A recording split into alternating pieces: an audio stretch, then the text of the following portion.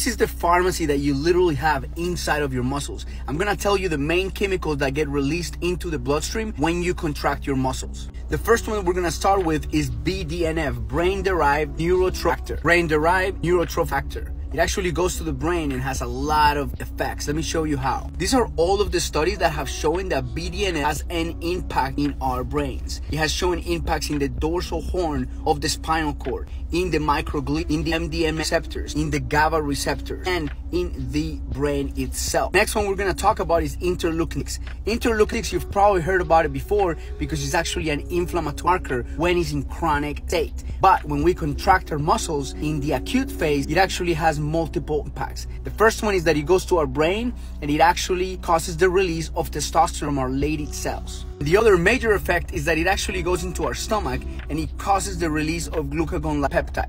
Glucagon-like peptide is a similar compound that is in the latest medication called Ozempic. Ozempic, I mean other things too, but the main thing that it does is that it goes to our brain and it causes us to feel full.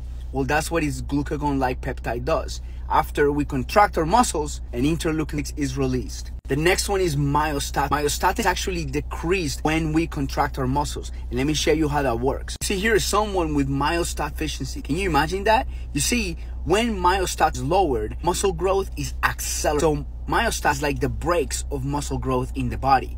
And when we do activities like sprinting, myostatin drops, accelerate muscle growth. The next one is irisin. Irisin causes what is called the browning of fat. The browning of fat means that white adipose tissue, white fat, what makes us large, gets turned into something called brown fat. Brown fat is actually like a heater in our bodies. Literally burns fat. And so that's what brown fat does. But irisin is actually goes to other organs and it causes multiple impacts. For instance, in the brain, it causes appetite regulation and induces BDNF and increases cell survival in the brain. So it has multiple impacts all over the body. So of course you can take one medication or one disease and go from doctor to doctor, taking medication after medication. But there is a place for all of that, of course. But it is very hard to replicate the release of so many of these chemicals into the bloodstream from muscle contraction. Contract your muscles.